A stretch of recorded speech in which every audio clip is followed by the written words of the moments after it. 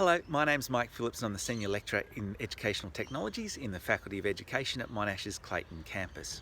And while there's been a massive shift to online teaching and learning in the last semester, most of my teaching over the last decade has actually been in online spaces. And over that time I've learnt an awful lot that I've passed on to colleagues and students over the past 12 weeks or so. And my number one tip for students is to check in regularly with your teachers to make sure that you understand what's going on. And to do that, use a video platform like Zoom. And the reason for that is grounded in a theory called media richness theory.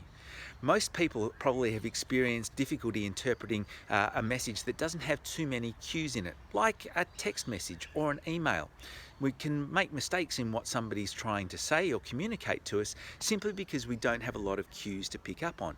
But if that person left you a voice message rather than a text message, would it be easier or harder to understand? Most people will say it's easier because there are more cues. I can hear the intonation in somebody's voice, I can tell their mood. And if that person was standing in front of you and talking to you, kind of like I am now, is that easier or harder to understand than the voice message? Most people will say that it's easier again because you have body language, facial expression, those kinds of things.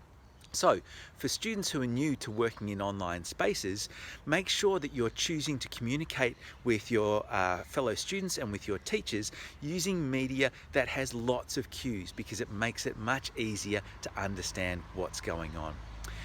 We've experienced some amazing things over the course of the last 12 weeks with lots of people starting to use digital technologies as a core part of their teaching and learning. And I can't wait to show you what we've got planned for you next semester.